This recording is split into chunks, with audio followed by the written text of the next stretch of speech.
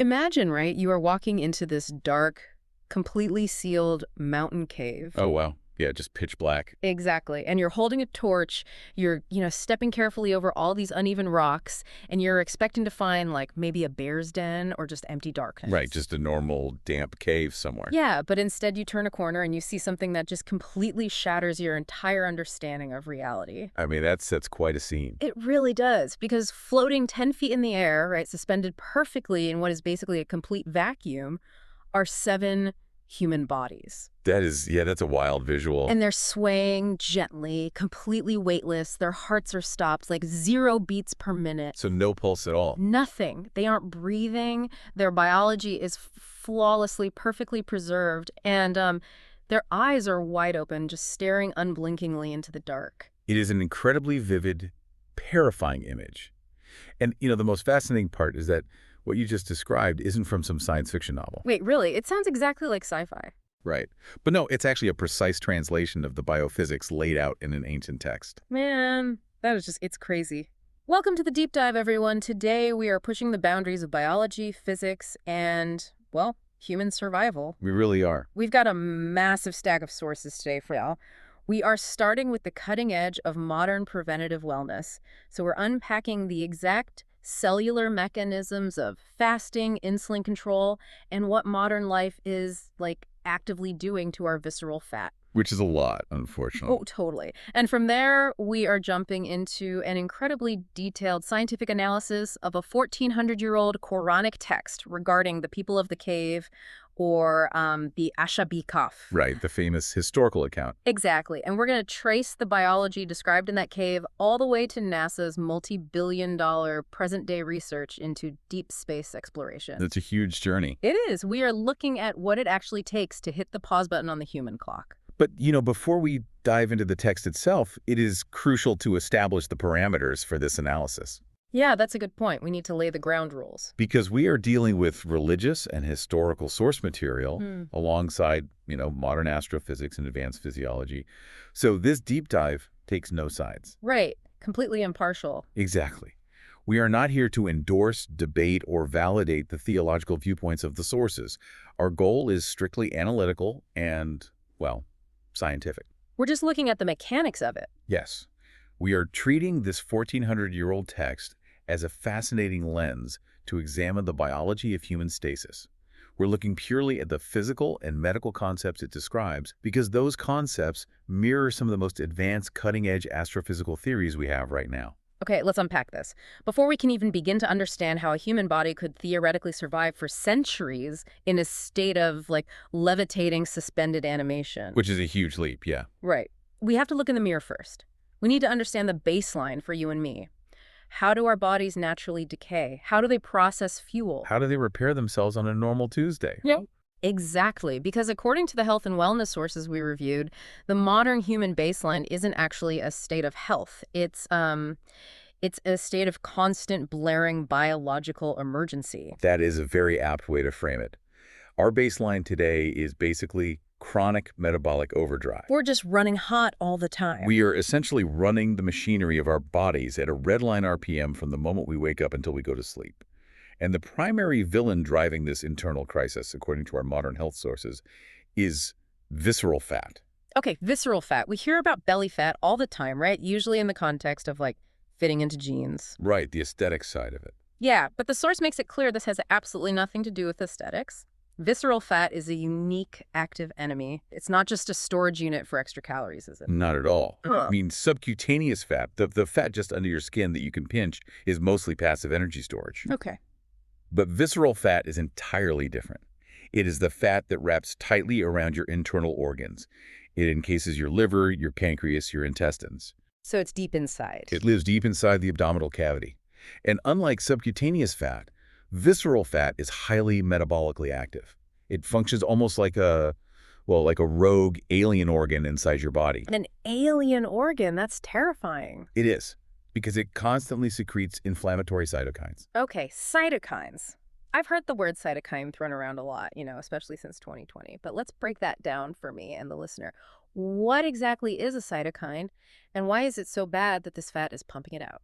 Think of a cytokine as a molecular flare gun. a flare gun. Okay. Yeah, when you get a cut on your arm, your immune cells fire off cytokines to say, hey, we have a breach. Send blood, send swelling, send white blood cells. They're calling in the cavalry. Exactly. That's acute inflammation, and it saves your life. But visceral fat fires those flare guns 24 hours a day, 7 days a week, directly into your bloodstream. So your body just thinks it's constantly dying. Yes, your body is in a perpetual state of thinking it is under severe attack. This systemic, low-grade inflammation directly interferes with your vascular health, and most importantly, it disrupts how your body processes glucose. Ah, right. Which brings us to the core issue modern humans face, which is glucose toxicity. Glucose toxicity. Okay, I have to stop you there because that sounds like a massive contradiction, right? How so? Well, we are taught from grade school that glucose is energy, it's blood sugar, it's what fuels our brains, it's what makes our muscles contract. How did the fuel become toxic? Imagine you are heating a house with a wood stove. A few logs are perfect. They provide steady, safe heat. Sure. Now imagine someone is throwing logs into that stove every 5 minutes, all day long. It's going to get way too hot. Exactly. The stove gets so hot it starts melting the surrounding metal and catching the walls on fire. Glucose is fuel, but it is highly reactive. So too much of it is destructive. Right. When you have too much glucose free-floating in your bloodstream, which happens constantly with the modern diet of frequent carbohydrates, sugars, and heavily processed foods, it literally binds to the proteins and lipids in your blood vessels. It just attaches to them. Yes, in a process called glycation. It makes your blood vessels stiff. It damages the microvessels in your eyes, your kidneys, your nerves. I mean, it is corrosive. Wow. So to stop our blood vessels from basically rusting and stiffening from the inside out, the body deploys an emergency cleanup crew, and that crew is insulin. Exactly. Insulin is the master hormone of storage. When glucose spikes, the pancreas releases insulin. I think a lot of people picture insulin just magically making sugar disappear, but the mechanism is actually fascinating. How does it actually work? Insulin acts as a highly specific physical key. Every cell in your body has a lock on the outside of its membrane, an insulin receptor. Okay, a lock and key. Insulin flows through the blood, inserts itself into that lock, turns it, and forces the cell to open a channel so the glucose can be shoved out of the toxic bloodstream and into the cell. Where it can be used or stored safely. Right. I mean, that sounds like a brilliant system. If there's too much sugar in the blood, insulin unlocks the cells, shoves the sugar inside, and the blood is safe again. So where does the system break down? It breaks down because of modern behavioral frequency. In our evolutionary past, we ate sporadically. Like we went snacking constantly. Right. The insulin key turned the lock maybe once or twice a day. Today, people wake up and have a sugary coffee. 2 hours later, a muffin. 2 hours later, a sandwich. 2 hours later, a snack bar. It just never stops. And dinner. Then a late-night dessert. The cleanup crew never goes off duty. The pancreas is pumping out insulin constantly to deal with the relentless influx of glucose. And eventually the cells get sick of the insulin constantly turning the lock, right? They're like, we are full. We literally cannot fit any more glucose in here. Yes, exactly. So they change the locks. Yeah, that is the exact cellular mechanism of insulin resistance. The cells physically downregulate their insulin receptors. They hide the locks. Oh, wow. They just shut it down. They become resistant to the signal because they're trying to protect themselves from being overstuffed with energy. But now the body has a massive problem. Because the sugar is still in the blood. Exactly. The cells won't open, which means the toxic glucose is trapped in the bloodstream, damaging the blood vessels. So the pancreas panics. It thinks the keys aren't working. Send more keys. So it just floods the system. It pumps out massive, unnatural amounts of insulin, trying to force the doors open through sheer volume. And this chronic high insulin, high glucose environment is just catastrophic. Yeah. Our source points out that this specific mechanism, this exact cellular standoff, is a primary driver of heart disease, which, still remains the absolute #1 killer globally. It really is. It drives hypertension. It drives atherosclerosis, which is the hardening of the arteries, because insulin also tells the body to store sodium and stop burning fat. It's a double whammy. You are trapped in a state of vascular damage and fat accumulation. So we're basically running an engine way too hot on incredibly low-quality fuel. We're throwing processed foods and constant carbs into the furnace. The engine is overheating. The insulin cleanup crew is exhausted. The cells have changed the locks. And the engine never, ever gets a chance to just cool down. Which is why the antidote to this constant state of emergency is something deeply embedded in our evolutionary biology, but completely absent from modern culture. Fasting. Yes. Fasting. Just stopping the intake of fuel, that sounds too simple, you know? It is simple behaviorally, but biologically, it triggers a profound symphony of repair. What's fascinating here is that fasting is essentially a daily, localized mini stasis. A mini stasis, I like that. According to the source, when you stop eating for about 12 to 14 hours, a massive biological shift occurs. First, your insulin levels finally, truly drop. The key is taken out of the lock. The key is removed. The pancreas rests. And when insulin drops, what does the body do? It still needs energy to keep the heart beating and the lungs breathing, obviously. Well, it realizes no external fuel is coming down the pipeline. So it has to switch fuel sources. It transitions from a state of storing energy to a state of liberating it. It starts burning the reserves. Exactly. It turns to lipolysis, which is the breakdown of fat, and the very first place it goes to pull that energy, the most metabolically active fat in the body. The visceral fat. The visceral fat. It starts burning the very thing that was causing the inflammation and the cytokine storms in the first place. It literally consumes its own disease tissue. Furthermore, during this fasting window, the body initiates autophagy. Autophagy, that means self-eating, right? This translates literally to self-eating. Because no energy is being wasted on digesting a heavy meal, the cells start doing house cleaning. They find old, damaged, misfolded proteins and cellular debris, and they recycle them. There's a profound daily reset. But because of modern convenience, like the fact that I can open an app and have a pizza delivered at 2 in the morning, no one goes 12 hours without a calorie anymore. It's very rare. We have completely lost the physiology of fasting. We've lost our daily reset. And it's not just the constant eating either. The health source we reviewed lists some incredibly surprising, almost hidden things that are destroying this delicate cardiovascular and metabolic balance. Yeah, we are actively sabotaging the engine in ways we don't even realize. The sleep data in the source material is particularly alarming. Ugh, this part blew my mind. Let's talk about sleep for a second, because the source states that just one single night of bad sleep makes you insulin resistant the very next day. One night. This is immediate. You toss and turn, you get 4 hours of broken sleep, and the next day your body physically cannot process sugars properly. How is that possible? How does a lack of unconsciousness change my cellular locks? It all comes down to the HPA axis, the hypothalamic pituitary adrenal axis. Oh. This is your body's stress response system. Okay, the stress system. Right. Sleep deprivation is interpreted by your primitive brain not as an inconvenience, but as a severe life-threatening stressor. If you aren't sleeping, your brain assumes you're either being hunted by a predator or you are migrating through a famine. It thinks you're in danger. Exactly. To help you survive, it spikes your cortisol. Cortisol, right. The famous stress hormone. Cortisol has a very specific job. Mobilize energy for a fight or flight scenario. It goes to your liver and tells it to dunk stored glucose into the blood. Flooding the system again. And it also travels to your muscle cells and actively blocks insulin from working. It literally covers the locks. Wait, why would it do that? Because if you are fighting a tiger, your brain needs all the available glucose in the bloodstream so it can think fast. It doesn't want the muscles hoarding the sugar. So your body is pumping your blood full of sugar and blocking your cells from absorbing it, creating instant glucose toxicity, all because you stayed up late scrolling on your phone. You're chemically preparing to fight a tiger that doesn't exist. That is wild. And this chronic elevation of stress hormones ties perfectly into the next surprising point the source raised regarding exercise. Right, the exercise paradox. Because we typically view all exercise as universally good. But the source notes that people who overly do aerobic activity, like constant grueling, long-distance running without variation, can actually end up with worse coronary artery disease compared to those who focus on short sprints and heavy resistance exercises. It does feel completely counterintuitive. Yeah. Running is supposed to be the ultimate heart-healthy activity. How does running a marathon damage your arteries? Again, we have to look at the hormonal cascade.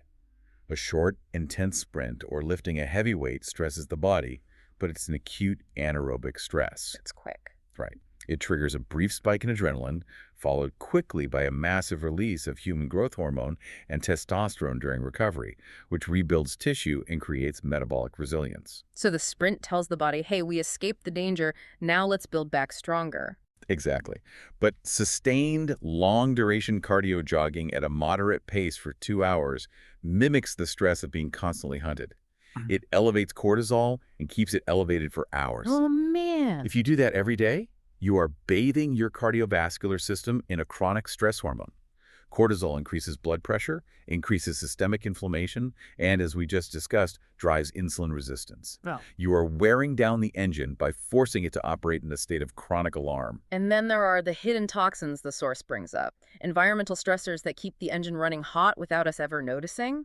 The source casually drops that 70% of modern homes have some form of mold toxicity. Which is a huge hidden stressor. Mold spores are microscopic fungi that float in the air. When you inhale them constantly in a water-damaged building, your immune system is perpetually activated. That's flare guns again. Those cytokine flare guns we talked about earlier, they are firing constantly in your lungs and bloodstream to fight the mold. Your immune system never gets to rest. And then the food toxins. The source highlights white rice. Now consider white rice, right? Modern agricultural testing shows it contains surprising amounts of arsenic. Arsenic, yes. Now, I watch a lot of true crime, and let me tell you, arsenic is the classic slow poisoner's weapon. You don't drop dead instantly, it accumulates. The biochemistry of arsenic poisoning is fascinating and terrifying. Arsenic sits right below phosphorus on the periodic table. Because their atomic structures are so similar, your body gets confused. Confused how? Well, your cells use phosphorus to create ATP adenosine triphosphate, which is the absolute fundamental energy currency of human biology. ATP is like the microscopic battery pack for every single cell. Exactly. When you consume arsenic over time, your cells mistakenly absorb it and try to use it in place of phosphorus to build ATP. But the arsenic bond is unstable. The battery immediately breaks. So the cell just keeps trying and failing. It tries to build energy, fails, tries again, fails again. It literally starves to death from the inside out. Despite having plenty of fuel, it degrades cellular function over years. And it's just sitting there in a bowl of rice. The source also flags excessive calcium supplements, which can calcify in the arteries instead of the bones if not paired with vitamin K2. And it even flags excessive fruit consumption, which, again, sounds crazy until you understand the liver. Fruit today is not the fruit of our ancestors. It has been bred to be massive and incredibly high in fructose. And fructose processes very differently than glucose. How so? Every cell in your body can use glucose, but only the liver can process fructose. When you drink a massive smoothie or eat a pound of grapes, you overwhelm the liver's processing capacity. It bypasses the normal regulatory enzymes, and the liver simply converts all that excess fructose directly into, you guessed it, visceral fat. We are right back where we started. So let's summarize our baseline here. As modern humans, we are inflamed. We are insulin resistant because our cells change the locks. We are chemically stressed by bad sleep. Exhausted by chronic cardio. We are breathing mold, and we are slowly uncoupling our cellular batteries with heavy metals like arsenic. Our bodies are desperate for a break. We need that 12-hour fasting mini stasis just to survive our own daily routines. But this establishes a very clear biological premise. If halting the intake of fuel for a mere 12 hours is enough to trigger a profound healing cascade and pull our cardiovascular system back from the brink. It really forces a bigger question. Exactly. It forces us to ask, what is the biological ceiling for that? Is there a point where you stop the engine so completely that time itself stops affecting the body? What happens when a human body requires a reset, not for 12 hours, but for 12 decades? That is the perfect question, and it takes us directly from the modern biohacking clinic into the depths of a 1,400-year-old text. We are moving from the 12-hour fast to the ultimate stasis, the historical account of the people of the cave. This is where our source material transitions from preventative wellness into something that bridges ancient history, linguistic precision, and advanced physiology. The text describes a group of young men, known as the Ashab-e-Kahf. Let's set the scene for the listener. The historical context provided by the source is that these were brave, monotheistic youth living in an ancient city under a tyrannical, polytheistic ruler. Their lives were in immediate danger. Right, because they refused to participate in the state-mandated idolatry. So, to escape persecution and execution, they fled their city. They took their loyal dog with them, and they sought refuge deep inside a mountain cave. They prayed for mercy and protection from the environment and from the people hunting them. And according to the narrative, the biological state they were placed into in response to that prayer is one of the most mysterious and scientifically dense descriptions of human preservation ever recorded. It's mind-blowing. They remained in that cave intact for 309 years. 3 centuries. Now, the natural assumption, the way this story is usually summarized in children's books or casual conversation, is that they just took a really, really long nap. Right, Rip Van Winkle style. Exactly. They got tired, closed their eyes, and woke up 300 years later. But the source material specifically points out a detail in the Quranic text that violently shatters the long nap theory. It's found in verse 18. Yes. The verse provides a hypothetical perspective. It explicitly states that if an outside observer were to discover them in that cave and look at them, the observer would turn and flee, completely overcome with a paralyzing, mind-numbing terror. The Arabic word used in the text, as our source highlights, is robe. And the source is incredibly careful to distinguish this from standard fear. Oh, absolutely. Robe isn't the feeling you get when someone jumps out from behind a door or even the fear of being chased by a predator. Robe is a severe, paralyzing dread. It is a terror that shatters human psychology. It triggers the absolute most primal, system-overloading fight-or-flight response. Your brain essentially short-circuits. It is the psychological reaction to encountering the uncanny valley on steroids. It is a terror born of encountering something that fundamentally breaks your understanding of physical reality. And this is where I have to step in and challenge the premise, because it seems like a plot hole. How do you mean? Why would sleeping teenagers and a dog cause mind-bending, reality-breaking terror? Think about it. If you're an ancient traveler wandering into a dark cave for shelter, and you see a group of guys sleeping on the ground, maybe you're surprised. Sure. Maybe the dog growls and you get scared of being bitten. But you don't experience psychological paralysis. You don't run for your life in an uncontrolled panic just from seeing people take a nap. Which is exactly the analytical brilliance of what our source is pointing out. Yeah. The text is demanding that the reader reject the idea of normal sleep. If it were normal sleep, there would be no rape. So the terror is a clue. The emotional reaction described is the key to understanding the physical reality of the scene. The premise being set up here is that what was physically happening to these bodies in that cave was a horrifying, visual defiance of natural biology. Okay, so if it's not sleep, what is it? Because we know what sleep looks like. And the 7th century text knew what sleep looked like too. This brings us to a fascinating linguistic and medical distinction within the Arabic language. Let's hear it. Normal sleep is referred to using words like Naum, or a physical resting place is called a markad. Let's examine the biology of Naum. When you are in a state of normal sleep, you are not turned off. You're still moving around. You toss, you turn. You cycle through REM sleep and slow wave sleep. Your brain is highly active, clearing out lymphatic waste. Your heart is beating 60 times a minute. Your lungs are expanding and contracting. You are metabolically active. Your internal engine is still idling. Exactly. And biologically speaking, if you attempt to quote-unquote sleep in one position for 309 years, you don't wake up refreshed. No, you definitely don't. You die very quickly. If a human body lies motionless on a hard rock surface, the sheer weight of the bones against the rock cuts off blood circulation to the capillary beds in the skin and muscle. And that causes tissue damage, right? This is called ischemia. Within a matter of days, you develop severe pressure ulcers or bed sores. The tissue literally dies from lack of oxygen. Bacteria enter the necrotic tissue. The body would entirely rot away into dust. It is biologically impossible to sleep for 3 centuries. And the source points out that the text specifically deliberately avoids using the word Naum or any word associated with sleep to describe their state. Instead, it uses the word rukud. Rukud. If we look at this through the lens of medical terminology, this translates not to rest, but to a profound, deep coma. A deep coma. It is a state of severe medical stasis. It describes a condition where the active, idling engine of the body is forcibly halted. Forcibly halted, like a circuit breaker tripping to stop a house from catching fire. And this is where the anatomical details in the text get incredibly specific, because how do you induce rukud? Verse 11 of the text describes how this state was initiated. Right. It mentions striking their ears, or essentially placing a seal or a physical strike over their ears. The Arabic phrase implies a physical intervention, a strike or a sealing, over the ear canal and the surrounding area. And from a modern physiological perspective, this is a stunningly precise anatomical location to initiate a systemic, full-body shutdown. I want the listener to physically trace this with me right now. Feel the bone right behind your earlobe. That hard ridge is called the mastoid process. Exactly. And running right through that exact area, closely associated with the ear canal and weaving down through the structures of the neck, is the vagus nerve. Cranial nerve 10. The vagus nerve is the absolute superhighway of the parasympathetic nervous system.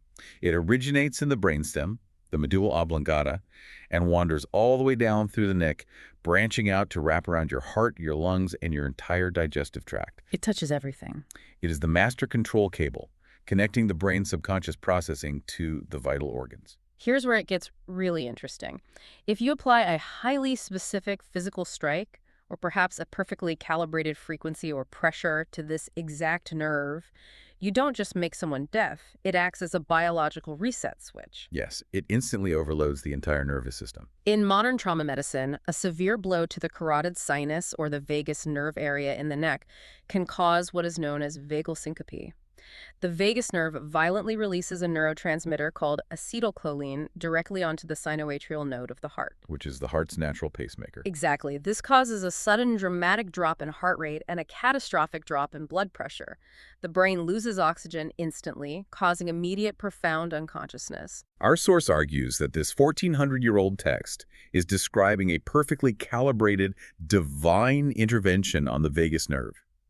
It bypassed normal sleep entirely and dropped the body instantly into Rukud, that deep, forced coma. Think of it like the electrical panel in your house. If lightning strikes the house, the surge protector doesn't just ask the TV to kindly turn off. It trips the main breaker. It severs the connection to protect the hardware. The text is describing the vagus nerve as the human body's main breaker. And that is the profound synthesis our source is offering. It took advanced 20th century neurological science to understand the precise anatomical difference between normal sleep, where the brain is highly active and metabolizing, and a forced nervous system shut down via the vagus nerve. Yet this highly technical distinction, targeting the precise anatomical location of the ear to induce medical stasis, was documented centuries before the nervous system was mapped. It's incredible. We have flipped the breaker. But I have to push back again, because flipping the breaker isn't enough to survive 300 years. If someone is in a coma in a modern hospital, even a deep vegetative coma, they still age. Their heart is still beating. They still need feeding tubes. They still excrete waste. The engine is idling. You are exactly right. A coma solves the problem of consciousness, but the vital organs are still functioning, which leads us to the next massive physiological hurdle, stopping the engine entirely. Halting the metabolism. Let's go deep into metabolism. We touched on this in the beginning with visceral fat and fasting. Metabolism isn't just about how fast you digest a donut. No, it's foundational. It is the fundamental cellular process of taking fuel and turning it into energy to sustain life. If your heart is beating, you are burning calories. You are consuming energy. To return to our earlier analogy, if you park a car in the garage, flip the breaker so all the lights in the radio turn off, but you leave the engine idling, what happens? Eventually, it runs out of gas in the tank. And once the gas is gone, if the engine keeps trying to turn without fuel and without oil, the friction destroys the pistons. The engine eats itself. Precisely. In a human body, if the heart pumps for 300 years without a daily intake of food or water, the body first consumes all its stored subcutaneous fat. Then it consumes the visceral fat. And then it just keeps going. Then it transitions to metabolizing its own muscle tissue for protein. And finally, it will essentially cannibalize its own vital organs to keep the heart beating. It consumes itself. The body consumes itself. So merely being unconscious in a cave is a death sentence. To survive 3 centuries, the engine must be turned completely off. And the ancient text addresses this specific biological hurdle directly. Our source points us to verse 14, which uses a very specific Arabic word, rabatna. Rabatna. Traditionally, if you read standard commentaries or historical exegesis on this text, this word is translated metaphorically. It's often read as, we strengthened their hearts, or we gave them courage. Which, from a narrative perspective, makes perfect sense, right? They were young kids fleeing a terrifying tyrant. They needed emotional courage. It does make emotional sense. But our source argues for a literal, deeply physiological translation based on the linguistic root of the word.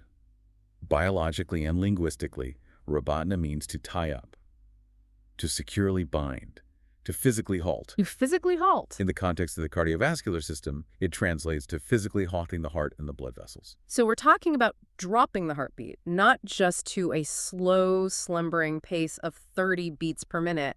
We are talking about dropping the cardiovascular engine to absolute zero, 0 beats per minute. Yes, a complete cessation of cardiac output.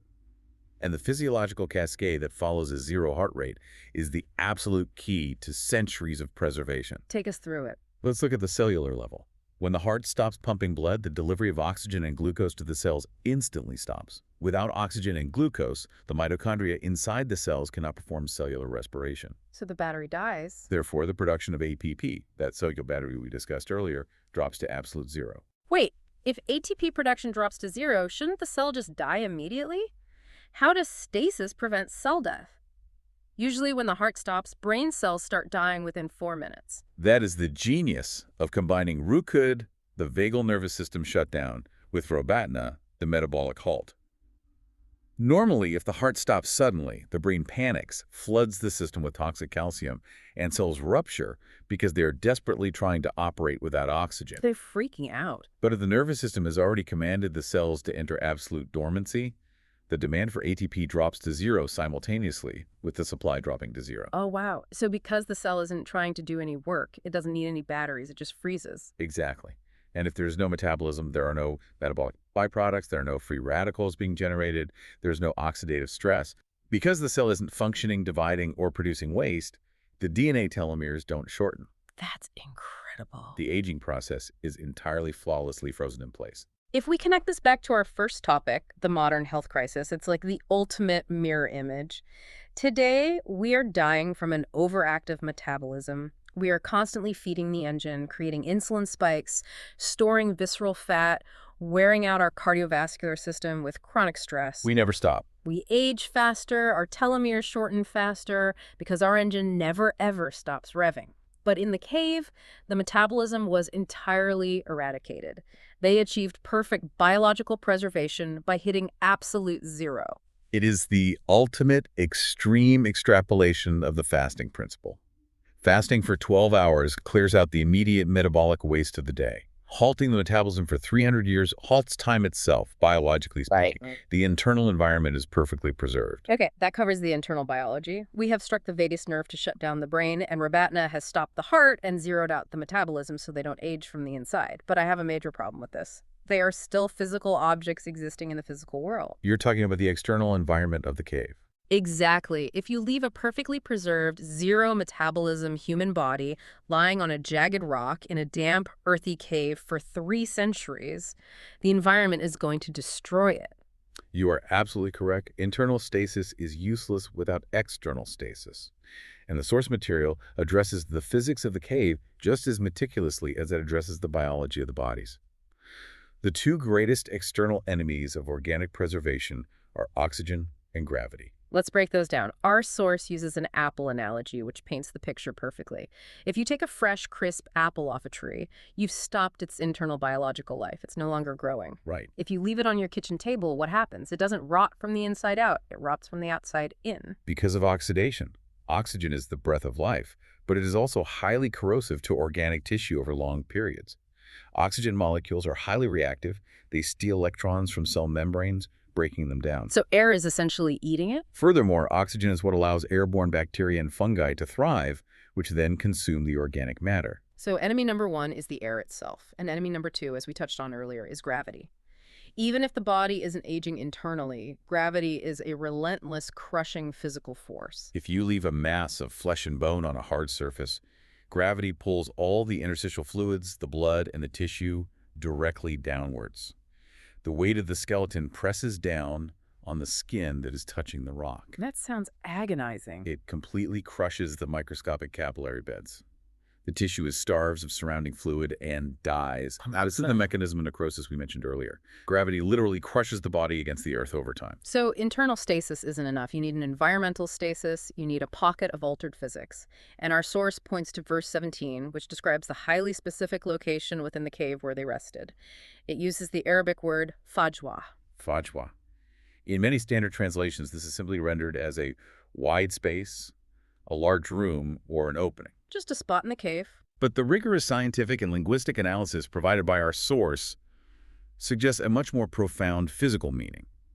It describes an open space that is fundamentally physically separate from the surrounding normal environment. It describes a vacuum. A vacuum, an environment completely devoid of air molecules, devoid of moisture, and devoid of airborne bacteria. The apple doesn't rot because there is literally no oxygen present to oxidize the skin. But a vacuum alone only solves the oxygen problem. It doesn't solve the gravity problem. If they were in a vacuum but still lying on the rock, they would still suffer crush injuries from their own skeleton. And that is where the physics of this text get truly wild. The source interprets the text to mean that gravity within this localized Fajwa was entirely neutralized. They weren't lying on the floor of the cave, the bodies were levitating. They were suspended perfectly in the middle of the open space. The text describes them turning or swaying gently to the right and to the left. Floating. In a zero-gravity environment, without the friction of a dense atmosphere or air pressure to stop momentum, any slight kinetic energy, even a microtremor in the Earth, would cause a slow, endless, frictionless drift. They were floating 10 feet in the air, perfect pressure distribution, no ischemia, no bed sores. Now, let's tie this all the way back to verse 18. The robe. The robe. That paralyzing, mind-blowing, reality-shattering terror. The text adds one final, terrifying visual detail to this scene. It says their eyes were wide open. An unblinking, endless stare. In normal sleep, you close your eyes to lubricate them and block out light. But in a complete vacuum, there is no air to dry out the cornea. Oh, because there's no air. The eyes do not need to blink to maintain moisture because the moisture cannot evaporate into a vacuum. Okay, listener, I want you to put all the pieces together and visualize this with me. Imagine you are that ancient traveler. You wander into the dark depths of this mountain seeking shelter. Just looking for a place to rest. You expect to find some vats, or maybe some bandits slipping around a dead campfire. You turn a corner into the main chamber, and you don't see sleeping youths. You see a pocket of distorted, broken physics. It's completely unnatural. You see 7 human bodies floating 10 feet in the air. They are perfectly suspended in a vacuum. They are swaying gently, completely weightless.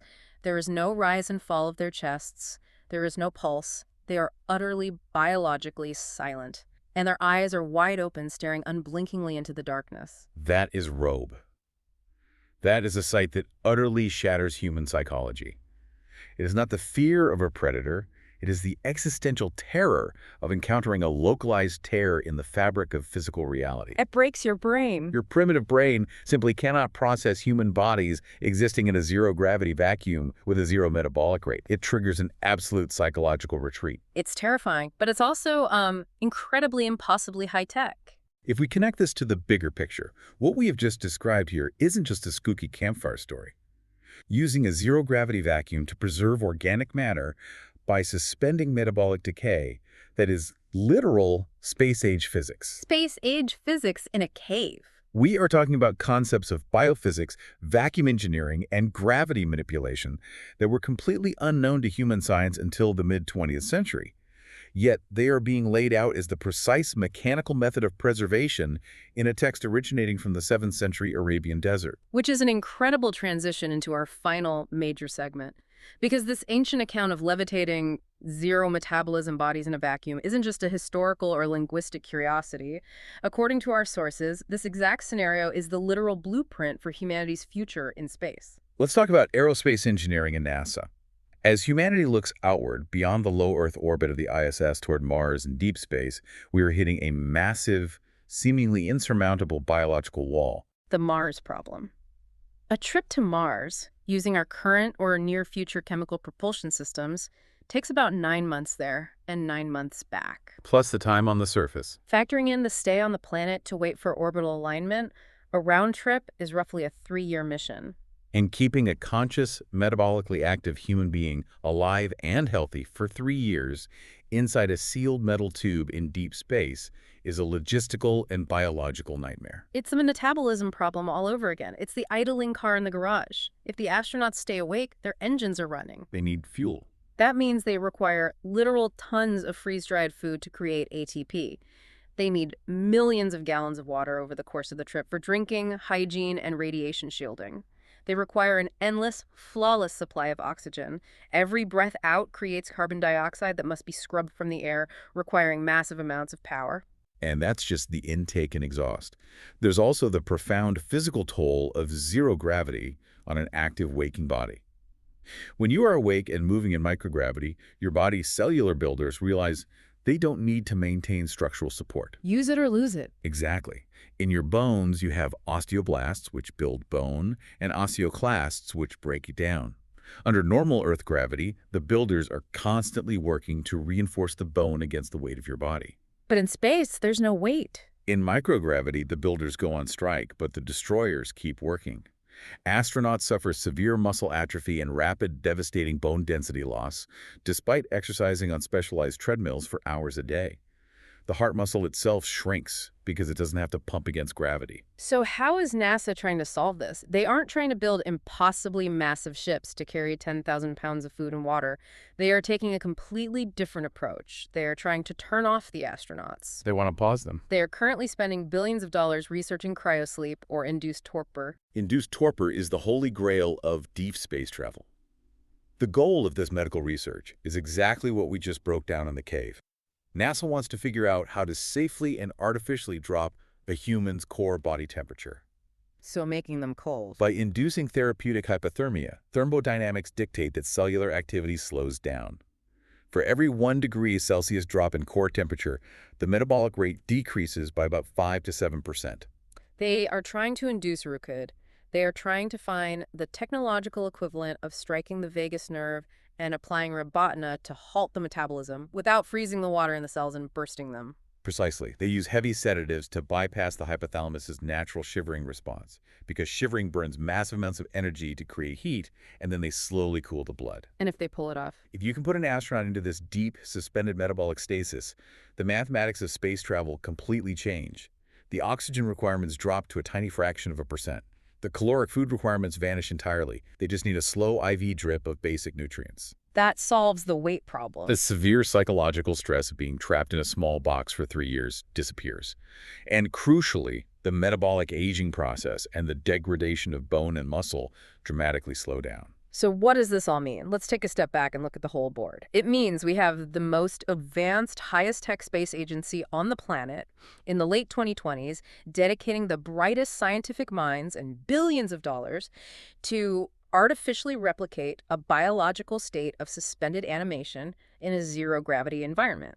A state that was already documented? A state that was perfectly anatomically and physically described in a desert 1,400 years ago. It is a staggering realization when you lay the modern science over the ancient text. The text didn't just tell a moral story about faith, it effectively provided a complete, technically sound survival map for deep space travel. It laid out the requirements.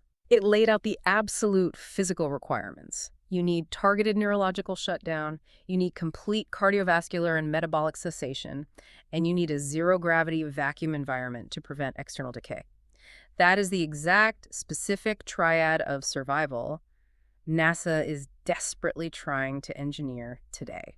It really makes you rethink the nature of these ancient texts. Are they just myths, or are they repositories of advanced knowledge waiting for us to understand them? It's a profound thought. But before we wrap up, the source material gives us one more parallel, one highly specific, almost poetic detail that links the cave to the cosmos in a way that is truly haunting. It's what we might call a bizarre historical rhyme. So we know exactly who was in the cave, the brave youth fleeing persecution. But they weren't alone. The text specifically highlights and continuously reminds the reader that they were accompanied by their loyal dog. The dog, yes. The dog was resting right there at the threshold of the cave, sharing in this unbelievable state of suspended animation, guarding the entrance to this pocket of distorted physics. Now, let's fast forward from ancient antiquity to the literal dawn of the space age. The year is 1957. Humanity has built rockets. We are finally ready to cross the threshold into the zero-gravity vacuum of space. But we didn't send a human first. No. Before the scientists risk a human life to the unknown extremes of a vacuum and microgravity, they sent a pioneer. A dog named Laika. Laika was the first living creature to cross the threshold and orbit the Earth. She paved the way. And she was followed by other canine pioneers, like Belka and Strelka, who safely returned. Historically, before a human being could ever safely cross the threshold into a zero-gravity vacuum environment, a dog had to cross it first. The dog was the pioneer, the guardian of the void. This raises an incredibly profound question about the cyclical nature of human discovery. Thousands of years before the Soviet space program existed, thousands of years before NASA was formed or the concept of a spacecraft was conceived, the Quran painted an incredibly specific, surreal picture. The dog at the threshold. A dog resting at the threshold of a zero-gravity, time-suspended frontier, accompanying humans who were locked in a state of deep biological stasis. I have to stop you there because my mind is completely blown. Are you saying a dog was the pioneer of the void in both 1957 and 1400 years ago? It certainly appears that way. It's not just that the biology of stasis matches. It's not just that the physics of the zero-gravity vacuum match. The actual cast of characters matches. The dog is the guardian of the threshold to the stars, spanning thousands of years of human history. It suggests that sometimes the most advanced futuristic concepts are encoded right into our oldest narratives. They sit there in plain sight, waiting for our technology, our microscopes, and our astrophysics to finally catch up so we can decode what was there all along. It is absolutely incredible. All right, let's bring this all together. We have gone on an absolute mind-bending journey today. We started by looking at the very real microscopic struggle we all face every single day. The struggle against our own bodies. The struggle against our own overactive metabolisms. We unpacked how visceral fat fires inflammatory cytokines, how toxic glucose forces our cells to change their insulin locks, and how modern stress hormones like cortisol are keeping us in a perpetual state of damage. A constant state of emergency. We talked about how simply fasting for 12 hours is our own daily necessary version of biological stasis, a way to force the engine to burn its own waste and heal our cardiovascular system. We then took that concept of stasis and scaled it up to its absolute theoretical limit.